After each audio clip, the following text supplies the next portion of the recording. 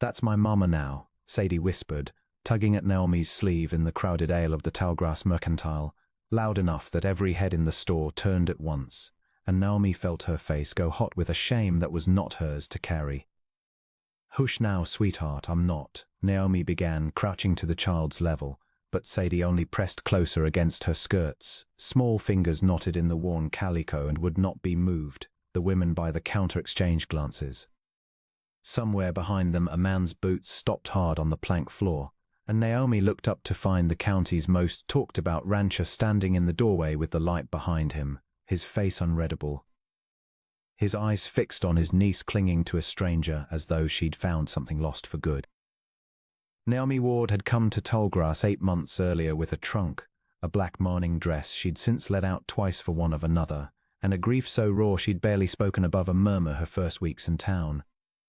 Fever had taken her husband on the trail west, 2 days shy of the land they'd meant to claim together, and she'd arrived a widow before she'd ever truly arrived a settler, with no kin, no claim, and no trade but her needle. She took in mending and washing to keep herself fed, and the town had been polite enough about it in the careful, distant way small towns were polite to women whose stories they did not fully know and had decided, without asking, not to trust. Reuben Ames crossed the store in 4 strides and crouched beside his niece, his voice gentler than his face let on. "Sadie, this lady's got her own washing to see to. Let go now." "She smells like Mama's kitchen," Sadie said, as though that settled every argument in the world, and buried her face deeper in Naomi's skirts. Naomi looked up and met the rancher's eyes for the first time, pale gray, tired in a way that had nothing to do with the hour, a man carrying more than a day's work on his shoulders. "It's no trouble, Mr. Ames," she said quietly. "Truly. She only wants to be held a moment. There's no harm in it." He studied her a long beat, the way a man studies a stranger he has been taught by hard experience to doubt, and then something in his shoulders eased, just slightly, and he said, "Reuben Ames," as though the name were an apology. "Naomi Ward," she answered, and Sadie, still holding fast to her skirts, looked up at both of them with an expression of fierce, simple satisfaction, as if she alone had known all along how this would go. Sadie's mother, Reuben's sister-in-law, had died 6 months back of a fever that had swept through half the county the same season it took Naomi's husband, and Sadie's father, Reuben's younger brother, Caleb, had followed her into the ground 3 weeks later, thrown from a spooked horse on a night nobody could quite explain, leaving Reuben the last Ames standing, and a 5-year-old girl who woke screaming most nights and would let almost no one comfort her. The whole of Tallgrass agreed, in the hushed, certain way towns agreed on things, that Reuben Ames was too hard a man to raise a child alone, too silent, too solitary, too marked by a decade of losses that had worn the softness clean off him, if he'd ever had any softness to wear off in the first place. Doc Wexler was the one who suggested, a week after the Mercantile, that Reuben call at the widow Halsey's boarding house and ask after the seamstress who did such careful work, whose hands Sadie had latched onto like a lifeline. "The girl needs steadiness, Reuben, and a woman's touch you, and I both know you can't give her, not for lack of trying. Won't hurt to ask if Mrs. Ward would take on a bit more mending out at the ranch, where Sadie could see her regular." Reuben rode into town 3 days later and stood on the boarding house porch turning his hat in his hands like a boy asking a girl to a dance, and when Naomi opened the door he said, in a rush that clearly cost him considerable pride, "I've no right to ask it, Mrs. Ward. But my niece has taken a shine to you I can't account for, and she's not slept a full night since her mother passed. I'd pay you fair housekeeping wages, on top of the mending, if you'd come out to the ranch a few days a week, for her sake. I'll not pretend it's for any other reason." Naomi should have said no. She barely knew the man, and a widow taking work alone on a bachelor rancher's property was the sort of arrangement Tallgrass would chew over for a month at least. But she thought of Sadie's small fierce grip on her skirts, and thought of her own nights since Elias died, lying awake in a rented room with no one's breathing to listen for, and she said yes before she'd fully decided to. The widow Halsey, whose boarding house Naomi had called home since she'd arrived in Tallgrass, did not hide her disapproval. 3 days a week, alone out there with a bachelor and no chaperone but a 5-year-old, she said, arms crossed over her apron the evening Naomi packed her small bundle of belongings for the ranch. Folks will talk, Mrs. Ward, and folks talking is the only currency some of them have. You've kept a respectable name here so far. I'd hate to see you lose it over a housekeeping wage. The child hasn't slept a full night in half a year, Naomi said, folding her spare dress with more care than it required, if only to keep her hands from shaking at the thought of what she was risking. I can't in good conscience refuse her comfort because of what idle tongues might say about mine.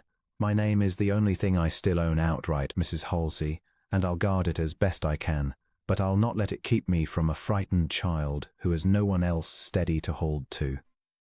The widow Halsey said nothing further, only pressed a jar of preserves into Naomi's hands at the door, which Naomi understood, in the particular language of women who disapproved but loved anyway, to mean she had not truly been abandoned to the town's judgment after all.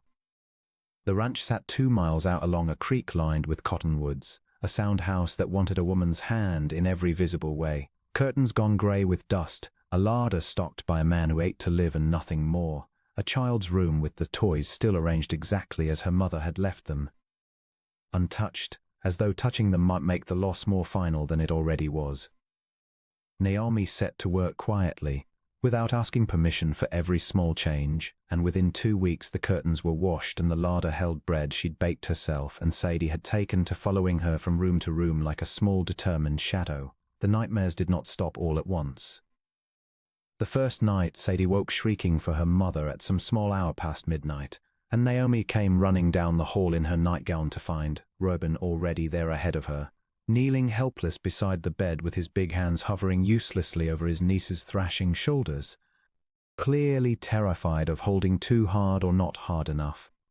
Naomi eased him gently aside and gathered Sadie up instead, rocking her slow against her shoulder until the sobs wore down to hiccups, and only then did she notice Reuben still kneeling in the doorway, watching them both with an expression so raw and unguarded that she nearly looked away out of respect for a privacy he hadn't meant to show her.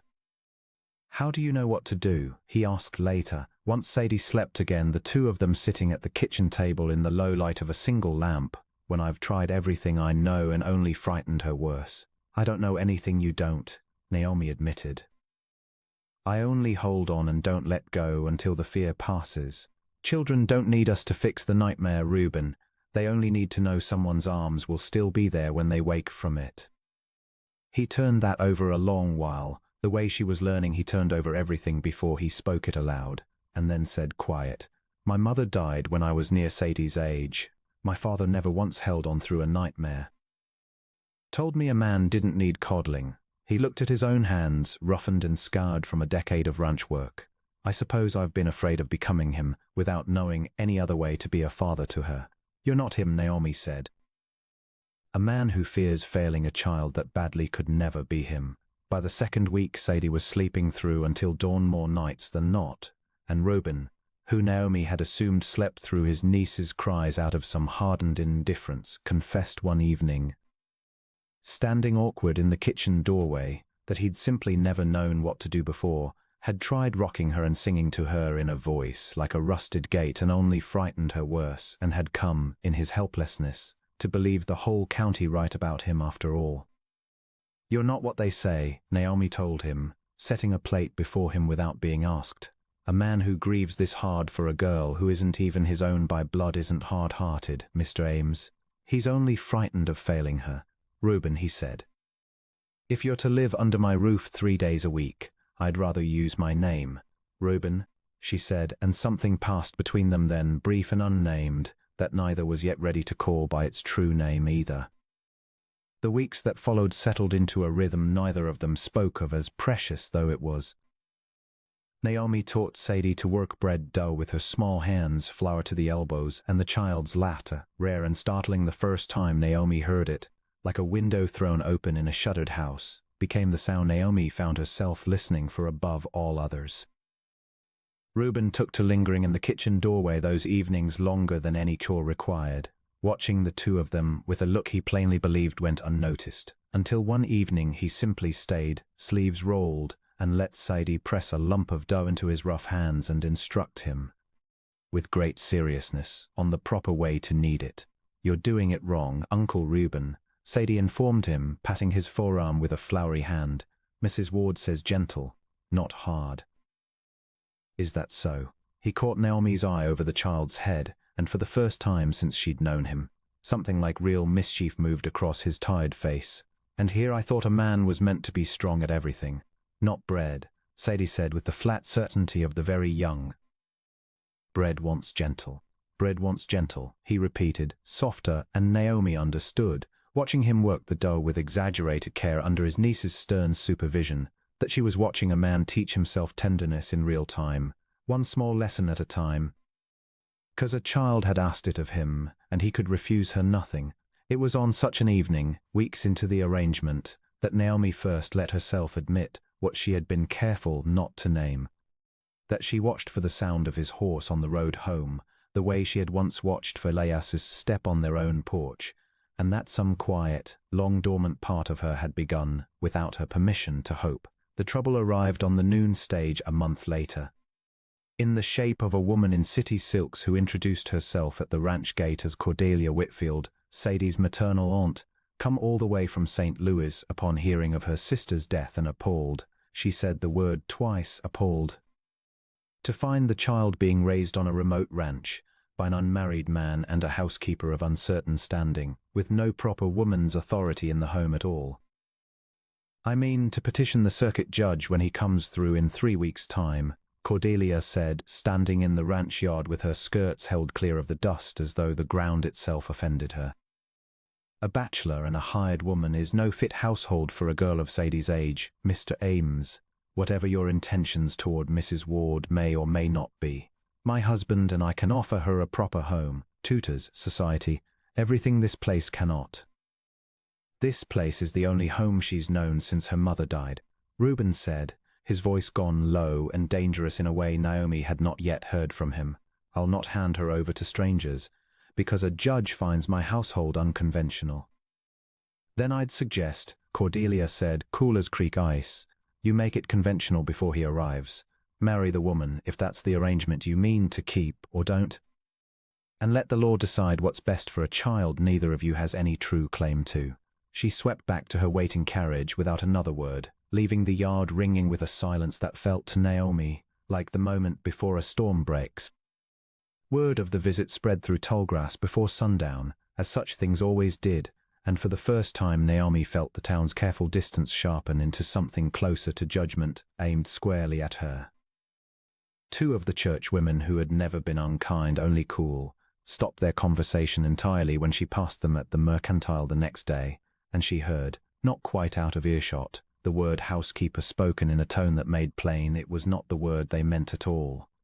She had weathered worse in her life than whispered judgment, but it stung all the same, coming as it did atop the fear that Cordelia might truly have the power to undo the fragile, precious thing growing at the ranch. Let them talk, Reuben said, when she told him of it that evening, low with an anger she understood was not aimed at her.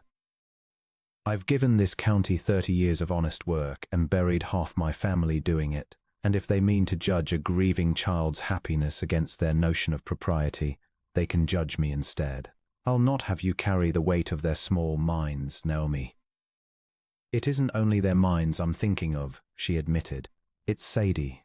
If Cordelia truly means to press a claim, I'd not have my presence here be the thing that costs that child her home. Then we'd best make certain it doesn't, he said, and though neither of them said aloud what that might require, the thought sat between them quiet and unignorable for the rest of that long evening. That night, after Sadie was finally asleep, Reuben found Naomi on the porch with her mending forgotten in her lap, staring out at the dark line of the creek. He sat beside her, not too close, and turned his hat over twice before he spoke. I'll not ask you to marry a stranger just to satisfy a judge or spite that woman, he said. You've a right to more than that, Naomi, and I'd not have you think I see you as nothing more than a solution to my trouble. And if I told you, Naomi said carefully, that it wouldn't only be for the judge's sake or Sadie's. That these weeks under your roof have been the first I've felt truly wanted somewhere since Elias died, not needed for my hands, but wanted for myself. She looked at him then, steady though her heart beat hard enough to shame her. I've come to care for you, Reuben Ames, hard man that the county insists you are. I'd not marry you only to keep your niece from a judge's ruling. I'd marry you because I've come this past month to want to stay." He was quiet long enough that she feared she'd said too much, overstepped a line neither of them had drawn plainly.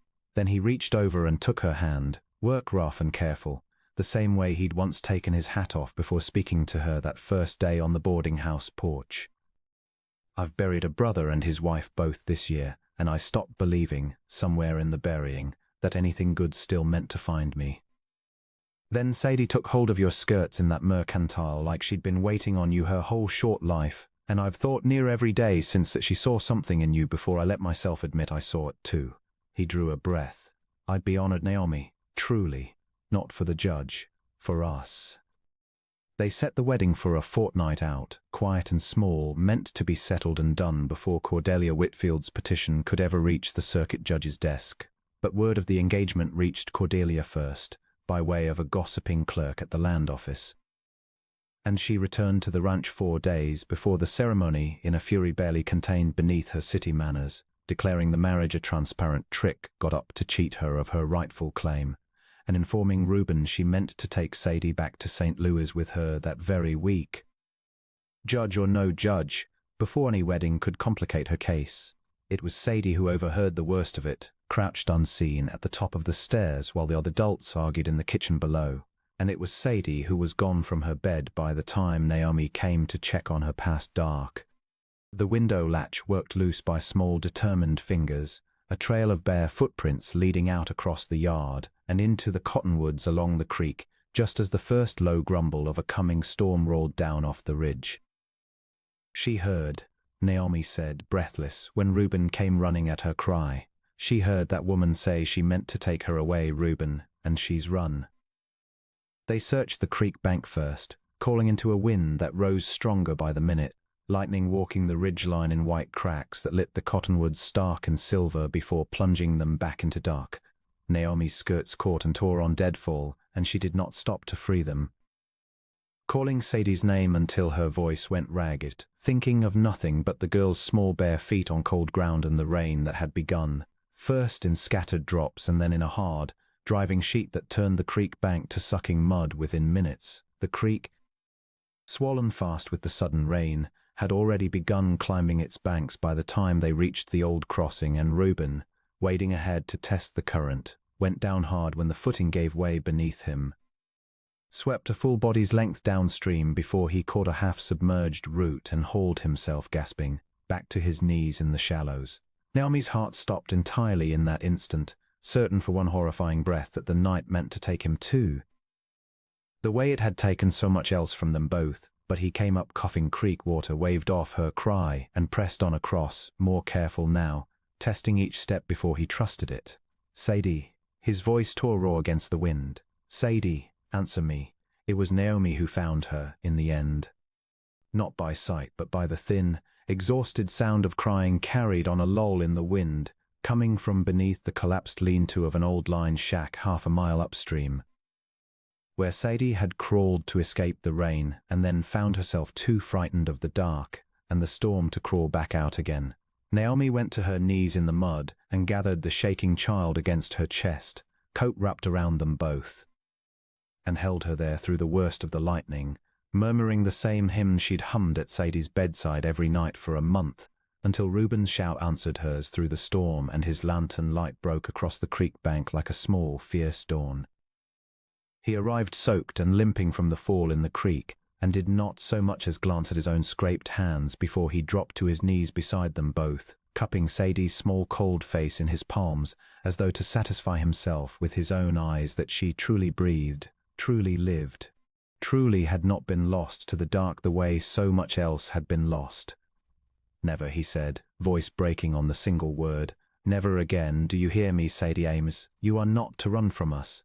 Whatever frightens you, you come to us with it. We will not let anyone take you. Not Cordelia Whitfield, not the whole state of Missouri, not anyone alive.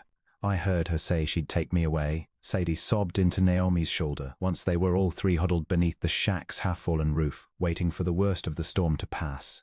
"I don't want to go to St. Louis. I want to stay here. I want you to be my mama truly, not just pretend." "I'm not going anywhere, Sadie," Naomi said, fierce as she had ever said anything in her life, rocking the child against the storm. "Not tonight, and not when the judge comes, and not ever. Do you hear me? You are not losing another soul who loves you. I promise you that with my whole heart." Reuben, soaked through and pale with a fear Naomi suspected he would not soon admit to, knelt and gathered them both into his arms there in the ruined shack and said nothing for a long moment, only held on until the storm outside began at last to ease toward quiet.